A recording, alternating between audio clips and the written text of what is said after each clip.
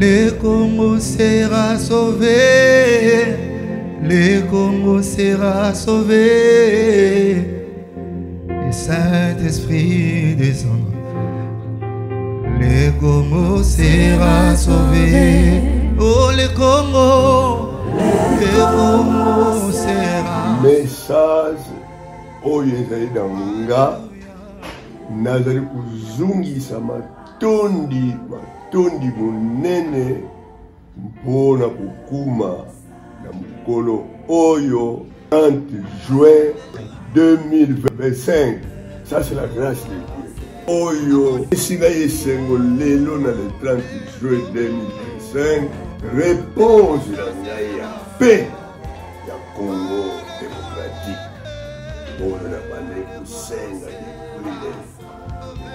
depuis les années 83 nazalaki na mission évangélique aux États-Unis.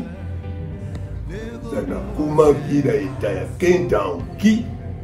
Ezalaki ntango oyo basalaki propagande ya voter Bush. Nalelaki na kati na réunion komona gouverneur de l'état de Kentucky missionnaire africain. Alors,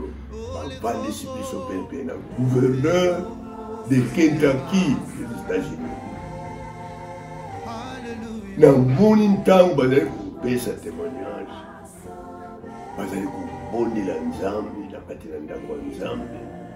To Fukami et le gouverneur de l'état de Kentucky, la Leli. Nzambi, tango nini wakopesa ba révélation na Congo démocratique.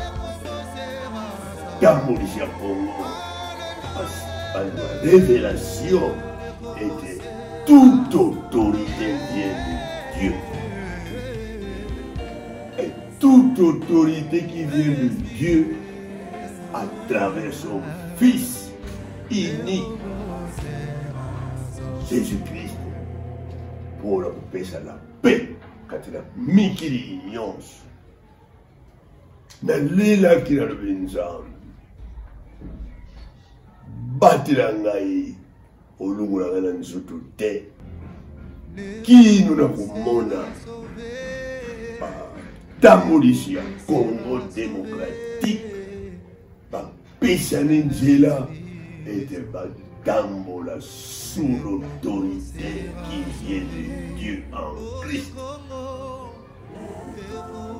Parce que le pardon, c'est un pouvoir qui libère.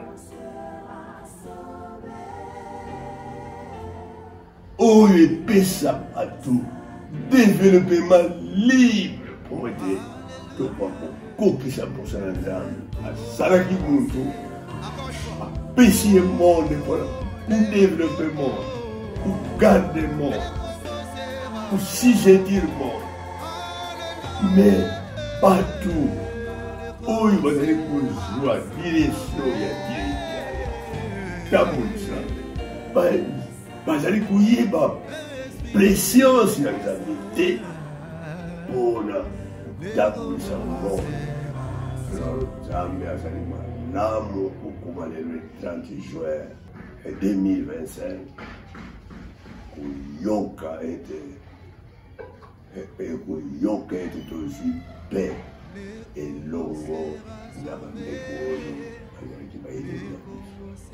Pour moi, c'est une richesse insondable, incomparable. Parce qu'il y a des richesses spirituelles,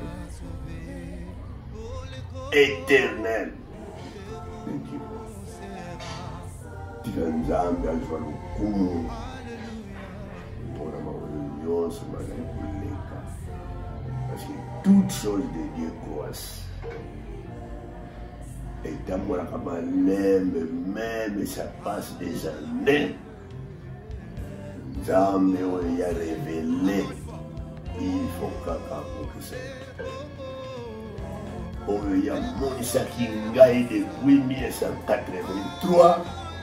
Alors lelo nazali kosentir la liberté dans mon petit mananga. Tika Nzambe a développé le Congo démocratique.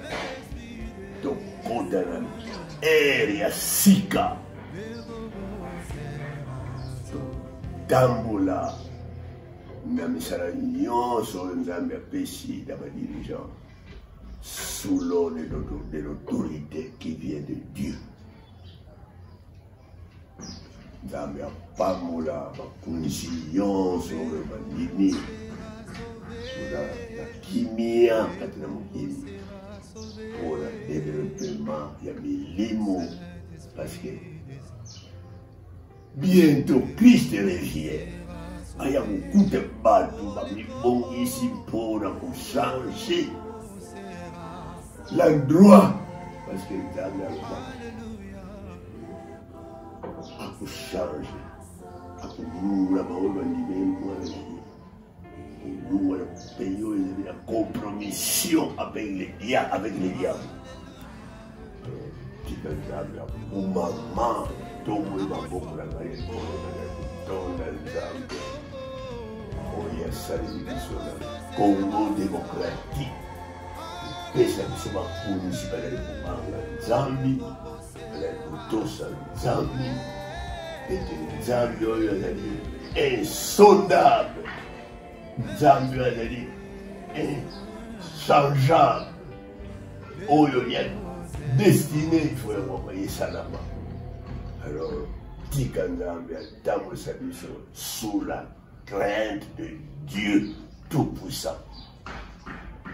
Pour le Congo démocratique, c'est un pays élu de Dieu, évangélique pour le Katoula.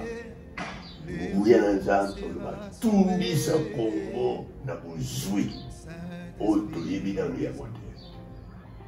Alors, il y a bien fou, la vie, donc, sur la position, il y a bien pêché sur le Congo.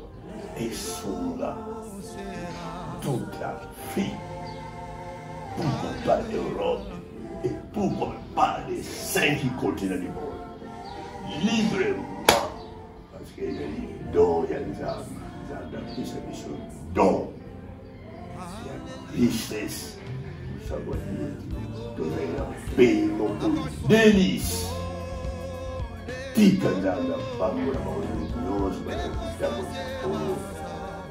mpusa oyo mpusa ya Nzambe asala na Kongo oyo ye akanela kosala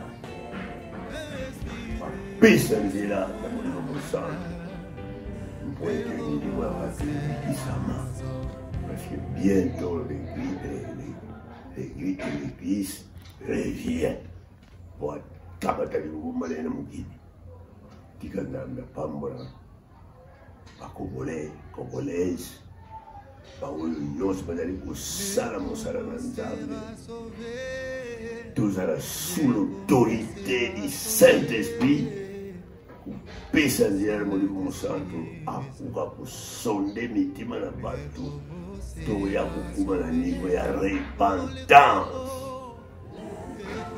envers Dieu tout senga bolimbisila maoyo nyonso ya mabe tozali kosala na oyo Nzambe asalela biso.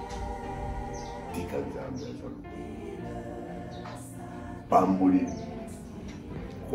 congolais congolaise esika ya vandi apambwama apatelama alongisama na babesoin nyonso na ye Nzambe azwa lokumu parce que ça c'est la préscience de Dieu asalaki mutu po ete apesa Nzambe lokumu na biloko nyonso oyo apesaki mutu. Tika Nzambe azwa lokumu na ye na Congo motima na ngai esepeli en tant que serviteur de Dieu. Tika Nzambe. Amen. Le Congo sera sauvé, le Congo sera sauvé, le Saint-Esprit descend.